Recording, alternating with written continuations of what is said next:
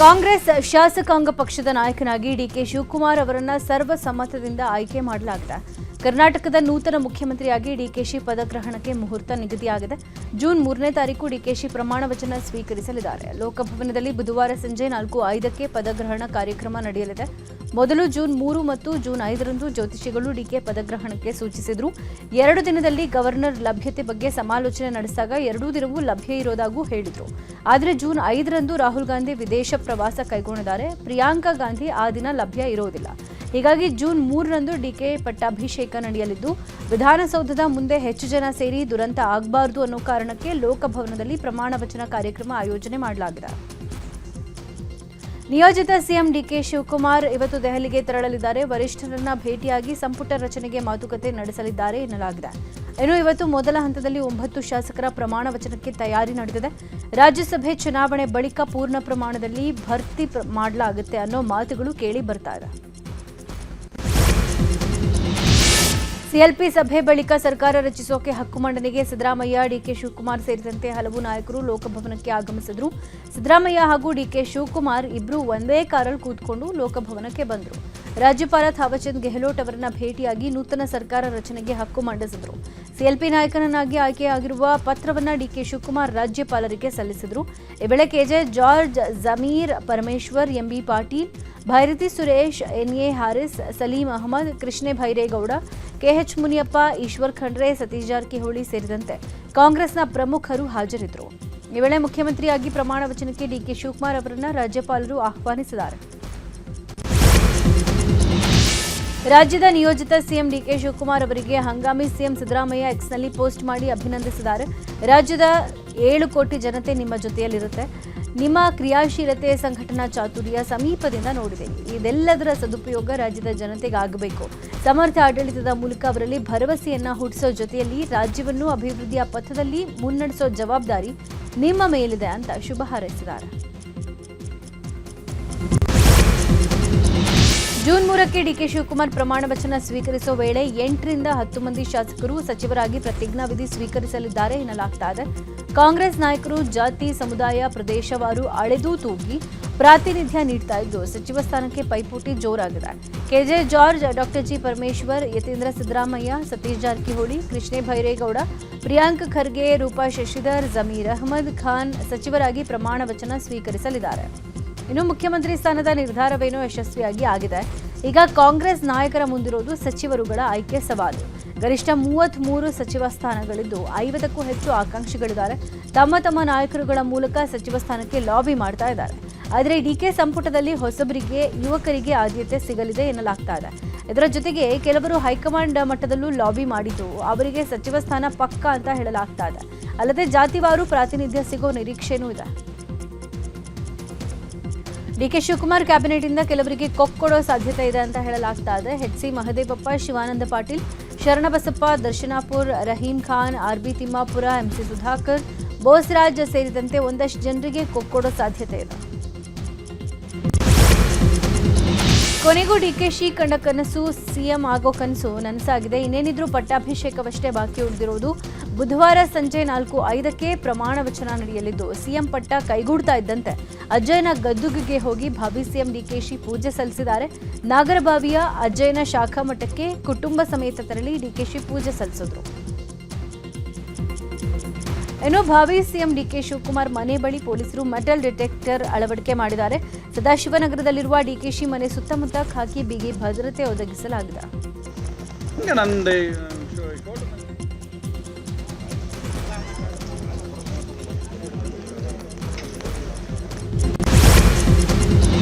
ಅಜ್ಜಯ್ಯನ ಪೂಜೆ ಬಳಿಕ ಸದಾಶಿವನಗರ ಮನೆಗೆ ಆಗಮಿಸಿದ ಡಿಕೆಶಿ ಭೇಟಿಗೆ ಸಚಿವ ಸ್ಥಾನ ಆಕಾಂಕ್ಷಿಗಳು, ಆಪ್ತ ಶಾಸಕರು, ಬೆಂಬಲಿಗರು ಆಗಮಿಸಿದ್ರು. ಡಿಕೆಶಿ ಜೊತೆಗೆ ಸಭೆ ಬಳಿಕ ಮಾತನಾಡಿದ ಶಾಸಕ ಕುಣಿಗಲ್ ರಂಗನಾಥ್, ಸರಳವಾಗಿ ಲೋಕಭವನದಲ್ಲಿ ಡಿಕೆಶಿ ಮುಖ್ಯಮಂತ್ರಿಯಾಗಿ ಪ್ರಮಾಣ ವಚನ ಸ್ವೀಕಾರ ಮಾಡ್ತಾರೆ. ಜೂನ್ 3ನೇ ತಾರೀಕು ಸಂಜೆ 4:15ಕ್ಕೆ ರಾಜಭವನದಲ್ಲಿ ಪ್ರಮಾಣ ವಚನ ಕಾರ್ಯಕ್ರಮ ಇರುತ್ತೆ. ಸರಳ ಕಾರ್ಯಕ್ರಮಕ್ಕೆ ಡಿಕೆಶಿ ಸೂಚನೆ ಕೊಟ್ಟಿದ್ದಾರೆ. ಪ್ರಮಾಣ ವಚನ ಕಾರ್ಯಕ್ರಮಕ್ಕೆ ರಾಹುಲ್ ಗಾಂಧಿ, ಮಲ್ಲಿಕಾರ್ಜುನ್ ಖರ್ಗೆ ಅವರನ್ನು ಆಹ್ವಾನಿಸಿದ್ದಾರೆ. ಬೇರೆ ರಾಜ್ಯದ ಗಣ್ಯರು ಕಾರ್ಯಕ್ರಮಕ್ಕೆ ಬರ್ತಾರೆ. ಯಾವುದೇ ಗೊಂದಲ ಇಲ್ಲದೆ ಸಂಪುಟ ಪುನರ್ರಚನೆಯೂ ಆಗುತ್ತೆ. ಎಲ್ಲವೂ ಸುಸೂತ್ರವಾಗಿ ನೆರವೇರುತ್ತೆ ಅಂತ ಹೇಳಿದ್ರು. ನಿಮ್ಮಸಾಗಿ ಇವತ್ತು ಎಲ್ಲರೂ ಈ ಒಂದು ಆಯ್ಕೆನ ಅನುಮೋದನೆ ಮಾಡಿದ್ರು. ತದನಂತರ ಈಗ ಜೂನ್ 3ನೇ ತಾರೀಕು 4:05 ರಾಜಭವನದಲ್ಲಿ ಪ್ರಮಾಣ ವಚನವನ್ನು ತೆಗೆದುಕೊಳ್ಳೋದಂಥದ್ದು ಕಾರ್ಯಕ್ರಮ ಇದೆ. ನಮಗೆ ರಾಹುಲ್ ಗಾಂಧಿ ಸಾಹೇಬರು ಭಾಳಷ್ಟು ಮುಖ್ಯವಾದಂಥ ಅಂಶ, ಮಲ್ಲಿಕಾರ್ಜುನ್ ಖರ್ಗೆ ಸಾಹೇಬರು ಭಾಳಷ್ಟು ಮುಖ್ಯವಾದ ಅಂಶ, ಎಲ್ಲರನ್ನೂ ಇನ್ವೈಟ್ ಬರ್ತಾರೆ ಅಂತ ನಾನು ಭಾವಿಸ್ತೇನೆ. ನಾನು ಯುನಾನಿಮಸ್ ಆಗಿ ಇವತ್ತು ಎಲ್ಲರೂ ಈ ಒಂದು ಆಯ್ಕೆನ ಜೂನ್ 3ನೇ ತಾರೀಕು ಪ್ರಮಾಣ ವಚನ ಹಿನ್ನೆಲೆ ಕಾರ್ಯಕ್ರಮದ ಬಗ್ಗೆ ಹಿರಿಯ ಅಧಿಕಾರಿಗಳ ಜೊತೆ ನಿಯೋಜಿತ ಸಿಎಂ ಡಿಕೆಶಿ ಸಭೆ ನಡೆಸಿದ್ದಾರೆ. ಪ್ರಮಾಣ ವಚನ ಕಾರ್ಯಕ್ರಮ ರೂಪುರೇಷೆ, ವಿಐಪಿಗಳ ಆಗಮನ, ಸಾರ್ವಜನಿಕರು, ಕಾರ್ಯಕರ್ತರ ನಿಯಂತ್ರಣ ಸೇರಿದಂತೆ ಹಲವು ವಿಚಾರವಾಗಿ ಚರ್ಚೆ ಆಗಿದೆ. ಜಂಟಿ ಪೊಲೀಸ್ ಆಯುಕ್ತ ವಂಶೀಕೃಷ್ಣ, ಡಿಸಿಪಿ ಅಕ್ಷಯ್ ಜೊತೆ ಡಿಕೆಶಿ ಚರ್ಚೆ ಮಾಡಿದ್ದಾರೆ. ಇನ್ನು ಕಾಂಗ್ರೆಸ್ ಮುಖಂಡರ ಜೊತೆಗೂ ಚರ್ಚೆ ನಡೆಸಿರುವ ಸಿಎಂ ಕಾರ್ಯಕ್ರಮದ ರೂಪುರೇಷೆ ಬಗ್ಗೆ ಮಾಹಿತಿ ಕೊಟ್ಟರು ಎನ್ನಲಾಗಿದೆ. ಡಿಕೆಶಿ ಸಂಪುಟದಲ್ಲಿ ಸಚಿವ ಸ್ಥಾನಕ್ಕಾಗಿ ಹಿರಿಯ ಶಾಸಕರಿಂದ ಭಾರೀ ಪೈಪೋಟಿ ನಡೀತಾ ಇದೆ. ನನ್ನ ಜಾತಕ ಚೆನ್ನಾಗಿದ್ರೆ ಮಂತ್ರಿ ಆಗ್ತೀನಿ ಅಂತ ಟಿಬಿ ಜಯಚಂದ್ರ ಹೇಳಿದ್ದಾರೆ. ನಾನು ಸ್ಪೀಕರ್ ಆಗಬೇಕೋ ಅಥವಾ ಮಂತ್ರಿ ಆಗಬೇಕೋ ಅನ್ನೋದನ್ನ ಪಕ್ಷ ತೀರ್ಮಾನ ಮಾಡುತ್ತೆ ಅಂತ ಹೇಳಿದ್ದಾರೆ. ಪ್ರಿಯಾಂಕ್ ಖರ್ಗೆ ಜೊತೆಗೆ ನಾನು ಸಚಿವನಾಗುವ ಭರವಸೆ ಇದೆ ಅಂತ ಶಾಸಕ ಅಜಯ್ ಸಿಂಗ್ ಹೇಳಿದರು. ಆಸೆ ಇದೆ, ಏನಾಗ್ತದೆ ನೋಡ್ಬೇಕು. ಅದನ್ನು ನಾನೇನೂ ಮಾತಾಡಿಲ್ಲ, ಎಲ್ಲಿಗೂ ಮಾತಾಡಿಲ್ಲ, ಎಲ್ಲ ವರಿಷ್ಠರಿಗೆ ಬಿಟ್ಟಿರ್ತಕ್ಕಂಥದ್ದು. ನಾನು ಜಾತಕ ಚೆಕ್ ಮಾಡ್ಕೋಬೇಕು. ಈಗ ಸಂಪೂರ್ಣವಾದ ವಿಶ್ವಾಸ ಇದೆ, ಈ ಬಾರಿ ನನಗೆ ಅನ್ಯಾಯ ಆಗಲ್ಲ ಅಂತ ಒಂದು ಸಂಪೂರ್ಣವಾದ ಒಂದು ವಿಶ್ವಾಸ ಇದೆ. ನಮ್ಮ ಪಕ್ಷದ ವರಿಷ್ಠರು, ನಾಯಕರು ಎಲ್ಲರೂ ಸೇರಿ ನನಗೆ ಅವಕಾಶ ನೀಡ್ತಾರಂತ ಒಂದು ವಿಶ್ವಾಸ. ಮಾಜಿ ಗೃಹ ಸಚಿವ ಡಾಕ್ಟರ್ ಜಿ ಪರಮೇಶ್ವರ್ ಅವರನ್ನ ಸಿಎಂ ಮಾಡಿ ಅಂತ ಅಭಿಮಾನಿಗಳು ಪ್ರತಿಭಟನೆ ಮಾಡಿದ್ದಾರೆ. ವಿಧಾನಸೌಧ ಮುಂಭಾಗ ಎಐಸಿಸಿ ನಾಯಕರು ತೆರಳುವಾಗ ಪರಮೇಶ್ವರ್ ಅಭಿಮಾನಿಗಳು ಪ್ರತಿಭಟನೆ ಮಾಡಿದರು. ಈ ವೇಳೆ ಪೊಲೀಸರು ಅವರನ್ನ ವಶಕ್ಕೆ ಪಡೆದುಕೊಂಡರು.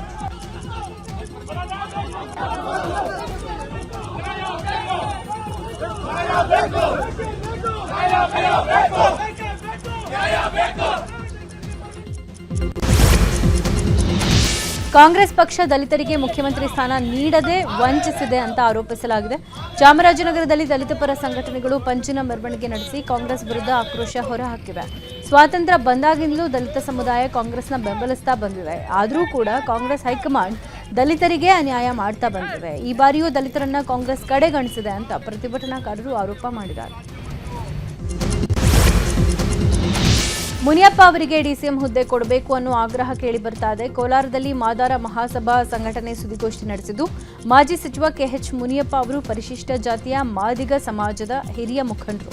ಮೊದಲಿಂದಲೂ ಕಾಂಗ್ರೆಸ್ ಪಕ್ಷದ ಪರವಾಗಿ ಮಾದಿಗ ಸಮಾಜ ಕೆಲಸ ಮಾಡ್ತಾ ಬಂದಿದೆ. ಈ ಹಿನ್ನೆಲೆ ಸರ್ಕಾರದಲ್ಲಿ ಉತ್ತಮ ಸಚಿವ ಖಾತೆ ಇಲ್ಲವಾದ್ರೆ ಡಿಸಿಎಂ ಹುದ್ದೆ ಆದರೂ ಕೊಡಬೇಕು ಅಂತ ಮಾದಾರ ಸಂಘಟನೆ ಮುಖಂಡರು ಆಗ್ರಹಿಸಿದ್ದಾರೆ.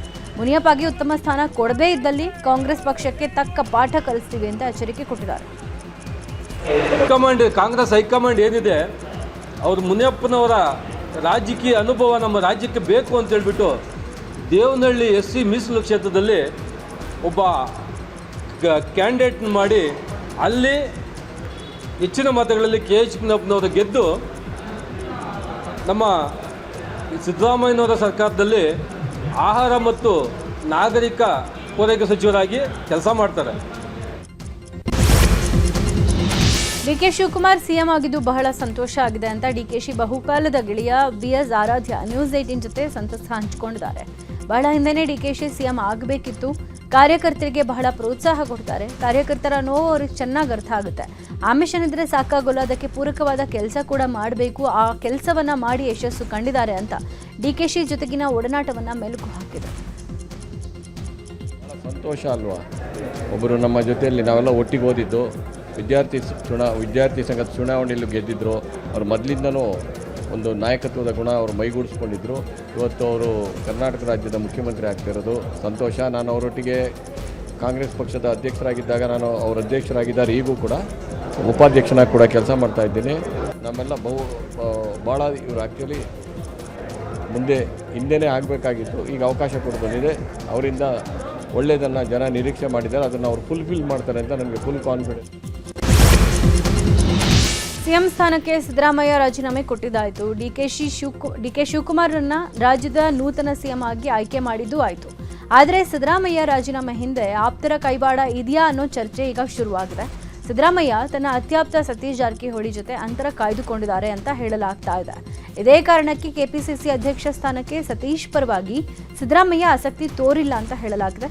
ಒಬಿಸಿ ಸಮುದಾಯದಿಂದ ಬಿಕೆ ಹರಿಪ್ರಸಾದ್, ವೀರಶೈವ ಸಮುದಾಯದಿಂದ ಎಂಬಿ ಪಾಟೀಲ್ ಹೆಸರು ಸೂಚಿಸಿದ್ದಾರಂತೆ ಸಿದ್ದರಾಮಯ್ಯ. ಹೀಗಾಗಿನೇ ಎಂಬಿ ಪಾಟೀಲ್ ಹೈಕಮಾಂಡ್ ಭೇಟಿಗೆ ತೆರಳಿದ್ದಾರೆ ಎನ್ನಲಾಗಿದೆ. ಕೊಪ್ಪಳ ಜಿಲ್ಲೆ ಕನಕಗಿರಿ ವಿಧಾನಸಭಾ ಕ್ಷೇತ್ರದ ಶಾಸಕ ಶಿವರಾಜ್ ತಂಗಡಗಿಗೆ ಮತ್ತೊಮ್ಮೆ ಸಚಿವ ಸ್ಥಾನ ಕೊಡಬೇಕು ಅಂತ ಶ್ರೀರಾಮನಗರದ ಶ್ರೀ ದುರ್ಗಾದೇವಿ ದೇಗುಲದಲ್ಲಿ ವಿಶೇಷ ಪೂಜೆ ಸಲ್ಲಿಸಲಾಗಿದೆ. ಜಿಲ್ಲಾ ಗ್ಯಾರಂಟಿ ಯೋಜನೆಯ ಅಧ್ಯಕ್ಷ ರೆಡ್ಡಿ ಶ್ರೀನಿವಾಸರ ನೇತೃತ್ವದಲ್ಲಿ ಕಾಂಗ್ರೆಸ್ ಮುಖಂಡರು ಶಿವರಾಜ ತಂಗಡಗಿ ಪರ ಪೂಜೆ ಸಲ್ಲಿಸಿದ್ದಾರೆ.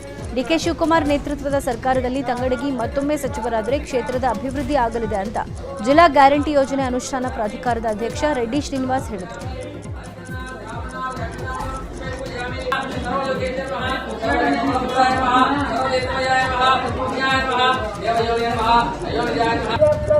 ನಮಸ್ಕಾರ. ಇಂದು ನಮ್ಮ ಶ್ರೀರಾಮನಗರದ 7ನೇ ವಾರ್ಡ್ ರೇಣುಕಾ ಕಾಲನಿ ಇಂದಿರಾನಗರನಲ್ಲಿ ನಮ್ಮ ಕನಗಿರಿ ವಿಧಾನಸಭಾ ಕ್ಷೇತ್ರ ಇವತ್ತು ಶಾಸಕಾಂಗ ಪಕ್ಷದ ದಕ್ಷಿಣ ಕನ್ನಡ ಜಿಲ್ಲೆಯ ಪುತ್ತೂರು ಶಾಸಕ ಅಶೋಕ್ ಕುಮಾರ್ ರೈಗೆ ಸಚಿವ ಸ್ಥಾನ ಸಿಗುವಂತೆ ಎಲ್ಲ ಧಾರ್ಮಿಕ ಕೇಂದ್ರಗಳಲ್ಲಿ ಪ್ರಾರ್ಥನೆ ಸಲ್ಲಿಸಲಾಗಿದೆ. ಪುತ್ತೂರು ಶ್ರೀ ಮಹಾಲಿಂಗೇಶ್ವರ ದೇವಸ್ಥಾನದಲ್ಲಿ ಪುತ್ತೂರು ಬ್ಲಾಕ್ ಕಾಂಗ್ರೆಸ್ ಅಧ್ಯಕ್ಷರಾದ ಕೃಷ್ಣ ಪ್ರಸಾದ್ ಆಳ್ವಾ ನೇತೃತ್ವದಲ್ಲಿ ಪೂಜೆ ಸಲ್ಲಿಸಿ ಪ್ರಾರ್ಥನೆ ಮಾಡಲಾಗಿದೆ. ಅದೇ ರೀತಿ ಅಶೋಕ್ ಕುಮಾರ್ ರೈಗೆ ಮಂತ್ರಿ ಸ್ಥಾನ ಸಿಗಲಿ ಅಂತ ಪುತ್ತೂರಿನ ಮಸೀದಿ ಮತ್ತು ಚರ್ಚ್ಗಳಲ್ಲೂ ಮುಸ್ಲಿಂ ಮತ್ತು ಕ್ರೈಸ್ತ ಕಾಂಗ್ರೆಸ್ ಮುಖಂಡರು ಪ್ರಾರ್ಥನೆ ನೆರವೇರಿಸಿದ್ದಾರೆ. ಕಾಂಗ್ರೆಸ್ ಶಾಸಕಾಂಗ ಪಕ್ಷದ ನಾಯಕರಾಗಿ ಡಿಕೆ ಶಿವಕುಮಾರ್ ಆಯ್ಕೆಯಾದ ಹಿನ್ನೆಲೆ ಹುಬ್ಬಳ್ಳಿಯಲ್ಲಿ ಅಭಿಮಾನಿಗಳು ವಿಜಯೋತ್ಸವ ಆಚರಿಸಿದ್ದಾರೆ. ಮಾಜಿ ಸಚಿವೆ ಲಕ್ಷ್ಮೀ ಹೆಬ್ಬಾಳ್ಕರ್ ಅಳಿಯ ರಜತ್ ಉಳ್ಳಾಗಡ್ಡಿ ಮಠ ನೇತೃತ್ವದಲ್ಲಿ ವಿಜಯೋತ್ಸವ ನಡೆಯಿತು. ಹುಬ್ಬಳ್ಳಿಯ ಅಕ್ಷಯ ಪಾರ್ಕ್ ವೃತ್ತದಲ್ಲಿ ಡಿಕೆಶಿ ಫ್ಲೆಕ್ಸ್ಗಳಿಗೆ ಕ್ಷೀರಾಭಿಷೇಕ ಮಾಡಿ ಸಿಹಿ ಹಂಚಿ ಸಂಭ್ರಮ ಪಟ್ಟರು. ಡಿಕೆಶಿ ಪರ ಜಯಘೋಷ ಹಾಕಿ ಡಿಕೆಶಿ ಅಧಿಕಾರದ ಅವಧಿಯಲ್ಲಿ ರಾಜ್ಯ ಮತ್ತಷ್ಟು ಅಭಿವೃದ್ಧಿ ಆಗುತ್ತೆ, ಡಿಕೆಶಿಗೆ ಶುಭ ಆಗಲಿ ಅಂತ ಅಭಿಮಾನಿಗಳು ಹಾರೈಸಿದ್ದಾರೆ.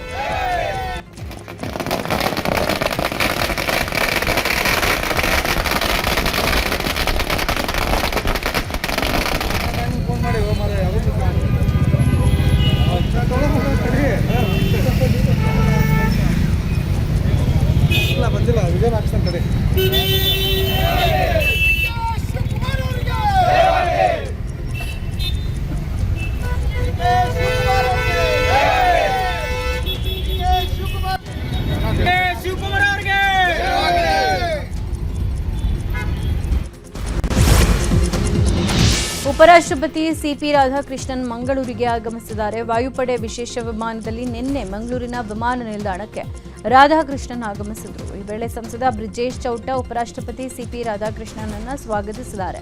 ಮಂಗಳೂರಿನಿಂದ ಧರ್ಮಸ್ಥಳಕ್ಕೆ ಹೆಲಿಕಾಪ್ಟರ್ ಮೂಲಕ ತೆರಳಿದ ರಾಧಾಕೃಷ್ಣನ್ ಇವತ್ತು ಕ್ಷೇತ್ರಕ್ಕೆ ಭೇಟಿ ಕೊಡಲಿದ್ದಾರೆ. ಇವತ್ತು ಅಮೃತ ವರ್ಷಿಣಿ ಸಭಾಂಗಣದಲ್ಲಿ ನಡೆಯುವ ಕಾರ್ಯಕ್ರಮದಲ್ಲಿ ಸಿರಿ ಕೈಗಾರಿಕಾ ಪಾರ್ಕ್ ಉದ್ಘಾಟಿಸಲಿದ್ದಾರೆ. ಉಪರಾಷ್ಟ್ರಪತಿ ಆಗಮನ ಹಿನ್ನೆಲೆ ಧರ್ಮಸ್ಥಳದಲ್ಲಿ ಪೊಲೀಸ್ ಬಂದೋಬಸ್ತ್ ಏರ್ಪಡಿಸಲಾಗಿದೆ.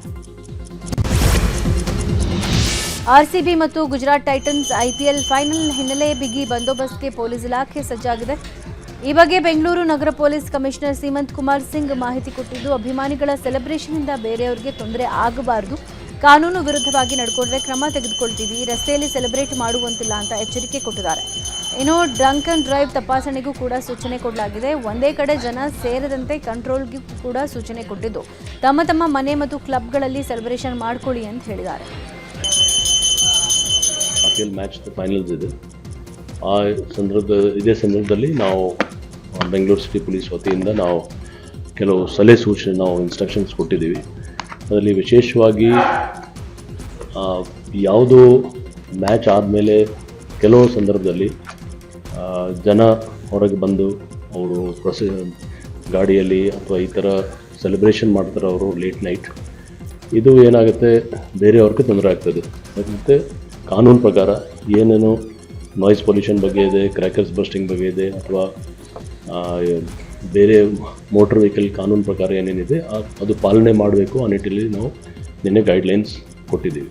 ಸೊ ನಮ್ಮದು ಒಂದು ಅಪೀಲ್ ಇದೆ, ತಮ್ಮ ಮನೆಯಲ್ಲಿ ಅಥವಾ ಕ್ಲಬ್ಬಲ್ಲಿ, ಗೆಸ್ಟ್ ಹೌಸಲ್ಲಿ ಎಲ್ಲೆಲ್ಲಿ ಅವ್ರದ್ದು ವ್ಯವಸ್ಥೆ ಇದೆ ಅವ್ರು ನೋಡ್ಕೊಳ್ಳಿ. ಇವತ್ತಿನ ಪಂದ್ಯದಲ್ಲಿ ಆರ್ಸಿಬಿ ಗೆದ್ರೆ ಸಂಭ್ರಮಾಚರಣೆ ಮಾಡಂಗಿಲ್ಲ ಅಂತ ಬೆಳಗಾವಿ ಪೊಲೀಸ್ ಆಯುಕ್ತರು ಸೂಚನೆ ಕೊಟ್ಟಿದ್ದಾರೆ. ಬೆಳಗಾವಿಯಲ್ಲಿ ಮಾತನಾಡಿದ ಅವರು, ಪಂದ್ಯ ಗೆದ್ರೆ ಸಾರ್ವಜನಿಕ ಸ್ಥಳಗಳಲ್ಲಿ ಸಂಭ್ರಮ ಮಾಡೋಂಗಿಲ್ಲ. ರಸ್ತೆಗಳಲ್ಲಿ ಎಲ್ಇಡಿ ವಾಲ್ ಅಳವಡಿಕೆಗೆ ಅನುಮತಿ ಕಡ್ಡಾಯ. ಪಟಾಕಿ ಸಿಡಿಸೋಕೆ ಅನುಮತಿ ಇಲ್ಲ. ಪಟಾಕಿ ಸಿಡಿಸಿದ್ರೆ ಕಠಿಣ ಕ್ರಮ ಖಂಡಿತ. ಜನಸಂದಣಿ ಪ್ರದೇಶದಲ್ಲಿ ಶಿಸ್ತು ಕಾಪಾಡಬೇಕು. ಸಾಮಾಜಿಕ ಜಾಲತಾಣಗಳಲ್ಲಿ ಪ್ರಚೋದನಕಾರಿ ಪೋಸ್ಟ್ ಹಾಕಿದ್ರೆ ಕ್ರಮ ಕೈಗೊಳ್ತೀವಿ ಅಂತ ಎಚ್ಚರಿಕೆಗಳನ್ನು ಕೊಟ್ಟಿದ್ದಾರೆ. ಆರ್ಸಿಬಿ ಮತ್ತು ಜಿಟಿ ನಡುವೆ ಐಪಿಎಲ್ ಹಣಾಹಣಿ ಹಿನ್ನೆಲೆ ಚಿಕ್ಕಬಳ್ಳಾಪುರದ ಅಭಿಮಾನಿ Harish Reddy RCB T shirt ವಿತರಣೆ ಮಾಡಿದ್ದಾರೆ. ಇನ್ನು ಆರ್ಸಿಬಿ ಟಿ ಶರ್ಟ್ಗಾಗಿ ಅಭಿಮಾನಿಗಳ ನಡುವೆ ನೂಕುನುಗ್ಗಲೇ ಉಂಟಾಗಿತ್ತು. ಈ ಬಾರಿ ಆರ್ಸಿಬಿ ಫೈನಲ್ ಪ್ರವೇಶ ಮಾಡಿದ್ರೆ ಟಿ ಶರ್ಟ್ ವಿತರಣೆ ಮಾಡೋದಾಗಿ ಅವರು ತಿಳಿಸಿದ್ರು. ಅದರಂತೆ 2,000ಕ್ಕೂ ಅಧಿಕ ಟಿ ಶರ್ಟ್ ವಿತರಣೆ ಮಾಡಿ ಅಭಿಮಾನ ಮೆರೆದಿದ್ದಾರೆ. ಏನು ಆರ್ಸಿಬಿ ಆಗಿರ್ಬೋದು, ಏನು IPL ಟೂರ್ನಮೆಂಟ್ ಪಂದ್ಯದಲ್ಲಿ ಯಾವ್ಯಾವ ತಂಡಗಳು ಭಾಗಿಯಾಗಿದೆಯೋ ಎಲ್ಲ ತಂಡಗಳಿಗೂ ಶೇಕಡ ಎಷ್ಟು ಅಭಿಮಾನಿಗಳಿದ್ದಾರೆ, ಶೇಕಡ 60ರಿಂದ 70 ಭಾಗ ನಮ್ಮ RCB ತಂಡಕ್ಕೆ ಅಭಿಮಾನಿಗಳಿರೋದು. RCB ಅಂದ್ರೇ ಒಂಥರ ಎಮೋಷ್ನಲ್ಲು, RCB ಅಂತಲೇ ಒಂಥರ ಏನೋ ಕನೆಕ್ಟಿವಿಟಿ, ಒಂಥರ ರಕ್ತ ಸಂಬಂಧ ಇಲ್ಲದೆ ಇರೋದಕ್ಕಿಂತ ಹೆಚ್ಚಿನ ಮೀರಿದ ಬಂಧ ಅಂತಾರಲ್ಲ, ಆ ರೀತಿ ಸಂಬಂಧ RCBಗೆ ನಮ್ಮ ವಿಶೇಷವಾಗಿ ನಮ್ಮ ಯುವಕರಿಗಿರೋ ಅಂಥ ಒಂದು ನಂಟಾಗಿದೆ. ಆದ್ದರಿಂದ ನಾನು ಮೊನ್ನೆ ದಿನ ಒಂದು ವಿಡಿಯೋ ಮಾಡಿ ಹೇಳಿದ್ದೆ, ನಮ್ಮ RCB ತಂಡ ಫೈನಲ್ ತಲುಪಿದ್ರೆ ನಮ್ಮ ಚಿಕ್ಕಬಳ್ಳಾಪುರದ ಜಿಲ್ಲೆಯ, ತಾಲೂಕಿನ ಹಾಗೂ ಜಿಲ್ಲೆಯ ಯಾರ್ಯಾರು ಯುವಕರು ಬರ್ತಾರೋ ಎಲ್ಲ ಯುವಕರಿಗೂ ಉಚಿತವಾಗಿ ಜರ್ಸಿಯನ್ನು ವಿತರಣೆ ಮಾಡ್ತೀನಿ ಅಂತ. ಚಿಕ್ಕಬಳ್ಳಾಪುರದಲ್ಲೂ ಸಂಭ್ರಮಾಚರಣೆಗೆ ಬ್ರೇಕ್ ಬಿದ್ದಿದೆ. ಸಾರ್ವಜನಿಕ ಸ್ಥಳಗಳಲ್ಲಿ ಸಂಭ್ರಮಾಚರಣೆ ನಿಷೇಧ ಹೇರಲಾಗಿದೆ. ರಸ್ತೆಗಳಲ್ಲಿ ಬೈಕ್ ಶೋ, ಪಟಾಕಿ ಸಿಡಿಸೋದು, ಸಂಭ್ರಮಿಸೋಕೆ ಅವಕಾಶ ಇರೋದಿಲ್ಲ. ಈ ನಿಯಮಗಳನ್ನು ಉಲ್ಲಂಘಿಸಿದ್ರೆ ಕೇಸ್ ಹಾಕಲಾಗುತ್ತೆ ಅಂತ SP ಹೇಳಿದ್ದಾರೆ. IPLದು final match RCB versus GT, Gujarat Titans versus Royal Challengers Bengaluru final match ಇದೆ. ಈ ವಿಚಾರ ಬಗ್ಗೆ ನಾವು ಸುಮಾರು ಎಚ್ಚರಿಕೆ ರೆಡಿ ಮಾಡಿ ಸೋಷಿಯಲ್ ಮೀಡಿಯಾ ಮುಖಾಂತರ ಮತ್ತು ಮೀಡಿಯಾ ಮುಖಾಂತರ ಪಬ್ಲಿಕ್ ಜೊತೆ ಶೇರ್ ಮಾಡ್ತಾ ಇದ್ದೀವಿ. ಬೇಸಿಕ್ಲಿ ಲಾಸ್ಟ್ ಇಯರ್ ಕೂಡ ಇನ್ಸಿಡೆಂಟ್ಸ್ ಆಗಿತ್ತು, ಸ್ಟ್ಯಾಂಪೀಡ್ ಕರೆಂಟ್ ಬಗ್ಗೆ ಇನ್ಸಿಡೆಂಟ್ ಆಗಿತ್ತು. ಈ ವಿಚಾರ ಬಗ್ಗೆ ನಾವು ಸ್ವಲ್ಪ ಏನು ಎಚ್ಚರಿಕೆ ತಗೋಬೇಕು ಪಬ್ಲಿಕ್ಗೆ, ಆ ವಿಚಾರ ಬಗ್ಗೆ ನಾನು ತಮ್ಮೆಲ್ಲರ ಜೊತೆ ಡಿಸ್ಕಸ್ ಮಾಡ್ತಾ ಇದ್ದೀನಿ. ಬೇಸಿಕ್ಲಿ ಸಿನ್ಸ್ ಲೇಟ್ ನೈಟ್ ಆಗುತ್ತೆ ಈ ಮ್ಯಾಚ್, ಆ ಟೈಮ್ಗೆ ಯಾವುದು ಕಾರಣಕ್ಕೆ ಯಾವುದು ಸೆಲಿಬ್ರೇಷನ್, ಯಾವುದು ಬೈಕ್ ರ್ಯಾಲಿ ಅಥವಾ ಸರ್ಕಲಲ್ಲಿ ಜಂಕ್ಷನಲ್ಲಿ ಬಂದು ಏನು ಸೆಲಿಬ್ರೇಷನ್ ಮಾಡ್ತೀವಿ, ಪಟಾಕಿ ಹೊಡಿತೀವಿ, ಆ ಥರದ್ದು ಯಾವುದೂ ರೀತಿ ಏನು ಸೆಲಿಬ್ರೇಷನ್ ಮಾಡಬಾರ್ದು. ನಾವು ಕೋಲಾರ ಜಿಲ್ಲೆಯಾದ್ಯಂತ ಮಳೆರಾಯ ಅಬ್ಬರಿಸಿದ್ದಾನೆ. KGF ನಗರದಲ್ಲಿ ಜೋರು ಮಳೆಗೆ ಮನೆಗಳು ಕುಸಿದು ಬಿದ್ದಿದ್ದು ದೊಡ್ಡ ಅವಾಂತರ ಸೃಷ್ಟಿಯಾಗಿದೆ. ಕೃಷ್ಣಮೂರ್ತಿ ಅನ್ನೋರಿಗೆ ಸೇರಿದ 3 ಮನೆಗಳು ನೆಲಕಚ್ಚಿವೆ. ಅದೃಷ್ಟವಶಾತ್ ಮನೆಯಲ್ಲಿದ್ದವರು ಪ್ರಾಣಾಪಾಯದಿಂದ ಪಾರಾಗಿದ್ದು ಅಧಿಕಾರಿಗಳು ಪರಿಹಾರದ ಭರವಸೆ ಕೊಟ್ಟಿದ್ದಾರೆ. ಇನ್ನು ರಾಬರ್ಟ್ಸನ್ ಪೇಟೆಯಲ್ಲಿ ಬೃಹತ್ ಮರಗಳು ಧರೆಗುರುಳಿ ಬಿದ್ದಿವೆ.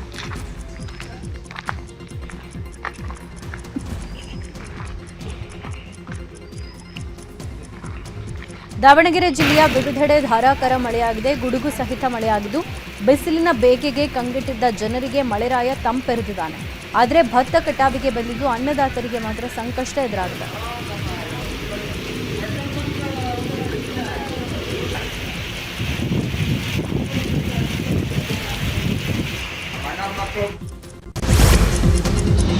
ಬೆಂಗಳೂರಲ್ಲಿ ಘನತ್ಯಾಜ್ಯ ನಿರ್ವಹಣೆಯಲ್ಲಿ ಅಕ್ರಮ ನಡೆದಿದೆ. ಈ ಬಗ್ಗೆ ತನಿಖೆ ನಡೆಸಬೇಕು ಅಂತ ಕೇಂದ್ರ ಸಚಿವೆ ಶೋಭಾ ಕರಂದ್ಲಾಜೆ ಆಗಮಿಸಿದ್ದಾರೆ.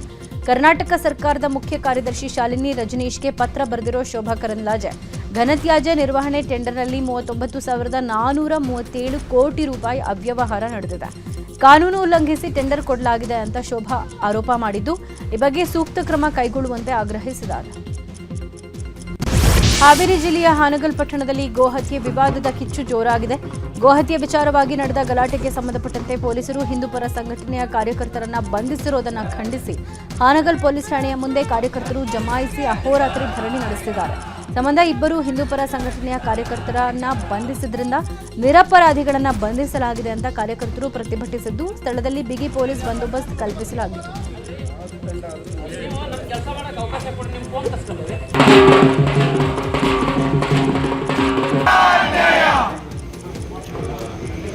ಹರ ಹರ ಮಹಾದೇವ್, ಹರ ಹರ. ಯಾದಗಿರಿ ಜಿಲ್ಲೆಯ ಬಡಗೇರ ತಾಲೂಕಿನ ತುಮಕೂರು ಗ್ರಾಮದಲ್ಲಿ ಕುಡಿಯೋ ನೀರಿನ ಸಮಸ್ಯೆ ಎದುರಾಗಿದೆ. ಕುಡಿಯುವ ನೀರಿಗಾಗಿ ಮಹಿಳೆಯರು ಖಾಲಿ ಕೊಡ ಹಿಡಿದು ಪಂಚಾಯತ್ ಕಚೇರಿ ಮುಂದೆ ಪ್ರತಿಭಟಿಸಿದರು. ಕಳೆದ 2 ವಾರದಿಂದ ಗ್ರಾಮದ ಒಂದು ಭಾಗದಲ್ಲಿ ನೀರು ಪೂರೈಕೆ ಆಗ್ತಾ ಇಲ್ಲ. ಸುಮಾರು 52 ಮನೆಗಳಿರೋ ಬಡಾವಣೆಗೆ ನೀರಿನ ಸಮಸ್ಯೆ ಆದರೂ ಸಮಸ್ಯೆ ಆಲಿಸಬೇಕಾದ ಪಿಡಿಒ 1 ತಿಂಗಳಿಂದ ಕಚೇರಿ ಕಡೆ ತಲೆ ಹಾಕಿಲ್ಲ. ಇದರಿಂದ ರೊಚ್ಚಿಗೆದ್ದ ಜನ ಖಾಲಿ ಕೂಡ ತಗೊಂಡು ಬಂದು ಆಕ್ರೋಶ ಹೊರಹಾಕಿ ಹೋರಾಟದ ಎಚ್ಚರಿಕೆ ಕೊಟ್ಟಿದ್ದಾರೆ.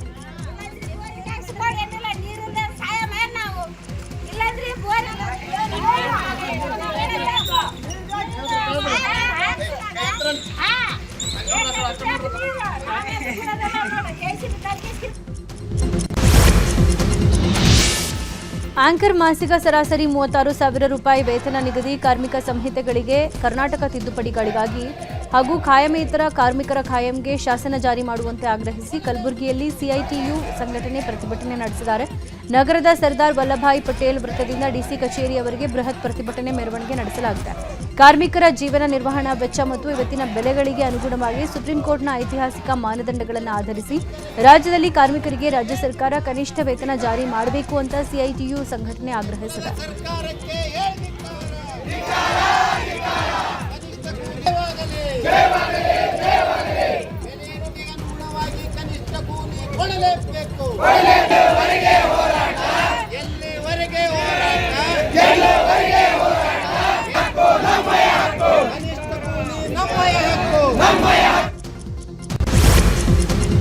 ಹುಬ್ಬಳ್ಳಿ ಮಹದಾಯಿ ಯೋಜನೆ ಅನುಮತಿ ವಿಳಂಬಕ್ಕೆ ಖಂಡನೆ.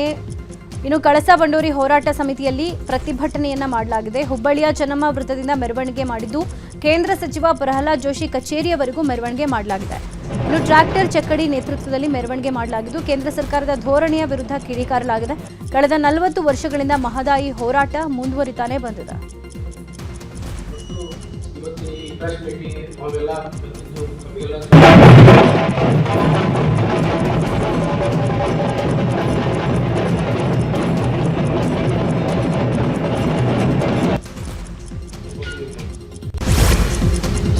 ಹಾವೇರಿ ಜಿಲ್ಲೆಯ ಸವಣೂರು ಪಟ್ಟಣದಲ್ಲಿ ನ್ಯಾಯಬೆಲೆ ಅಂಗಡಿಗಳಲ್ಲಿ ಕಳೆದ 6 ದಿನಗಳಿಂದ ಸರ್ವ ಸಮಸ್ಯೆ ಕಾಣಿಸಿಕೊಂಡಿದೆ. ಪಡಿತರ ವಿತರಣೆಯಲ್ಲಿ ತೀವ್ರ ವ್ಯತ್ಯಯ ಉಂಟಾಗಿದೆ. ಇದರಿಂದ ಪಡಿತರ ಪಡೆಯೋಕೆ ಬಂದ ಸಾರ್ವಜನಿಕರು ದಿನಗಟ್ಟಲೆ ಸರತಿ ಸಾಲಿನಲ್ಲಿ ನಿಂತು ಪರದಾಡುವಂತಾಗಿದೆ. ಬೆಳಗ್ಗೆಯಿಂದಲೇ ನ್ಯಾಯಬೆಲೆ ಅಂಗಡಿಗಳ ಮುಂದೆ ಸರತಿ ಸಾಲಲ್ಲಿ ನಿಂತರೂ ಸರ್ವರ್ ಕಾರ್ಯನಿರ್ವಹಿಸದ ಕಾರಣ ಪಡಿತರ ವಿತರಣೆ ಆಗ್ತಾ ಇಲ್ಲ. ಹೀಗಾಗಿ ತಹಶೀಲ್ದಾರ್ ಕಚೇರಿಗೆ ಮುತ್ತಿಗೆ ಹಾಕೋಕೆ ಯತ್ನಿಸಿ ಅಧಿಕಾರಿಗಳ ವಿರುದ್ಧ ಆಕ್ರೋಶ ವ್ಯಕ್ತಪಡಿಸಲಾಗಿದೆ.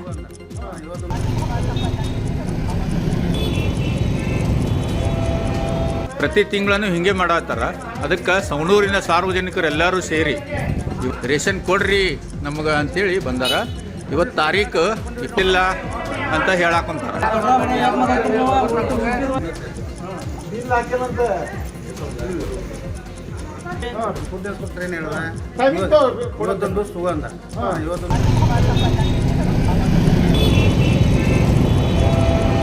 ಪ್ರತಿ ತಿಂಗಳನ್ನು ಹಿಂಗೆ ಮಾಡತ್ತಾರ. ಅದಕ್ಕೆ ಸವಣೂರಿನ ಸಾರ್ವಜನಿಕರೆಲ್ಲರೂ ಸೇರಿ ರೇಷನ್ ಕೊಡ್ರಿ ನಮಗೆ ಅಂತೇಳಿ ಬಂದಾರ.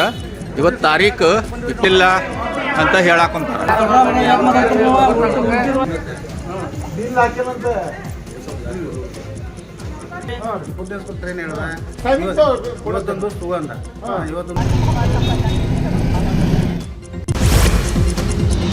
ಅಕ್ರಮ ಮರಳುಗಾರಿಕೆ ದೂರಿನ ಹಿನ್ನೆಲೆ ತೀರ್ಥಹಳ್ಳಿ ಸೇರಿ ಹಲವೆಡೆ ಲೋಕಾಯುಕ್ತ ಅಧಿಕಾರಿಗಳ ದಾಳಿ ನಡೆದಿದೆ.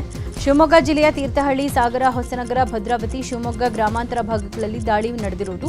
ನಿರಂತರವಾಗಿ ನಡೀತಾ ಇದ್ದ ಅಕ್ರಮ ಮರಳುಗಾರಿಕೆಯ ವಿರುದ್ಧ ಸಾಕಷ್ಟು ದೂರು ಬಂದಿತ್ತು. ಈ ಹಿನ್ನೆಲೆ 15 ಜನರ ತಂಡದಿಂದ ದಾಳಿಯಾಗಿರೋದು. ವಿವಿಧೆಡೆ ರೇಡ್ ಮಾಡಿರೋ ಅಧಿಕಾರಿಗಳು ಕಡತಗಳ ಪರಿಶೀಲನೆ ನಡೆಸಿದ್ದಾರೆ. ಅಕ್ರಮವಾಗಿ ನಡೀತಾ ಇರುವ ಮರಳುಗಾರಿಕೆಯ ಪ್ರದೇಶಗಳು ಹಾಗೂ ಸಂಗ್ರಹಿಸಿ ಇಟ್ಟಿರೋ ಮರಳು ಅಡ್ಡೆಗಳ ಮೇಲೆ ದಾಳಿ ಮಾಡಿ ವಿಚಾರಣೆ ಮಾಡಿದ್ದಾರೆ.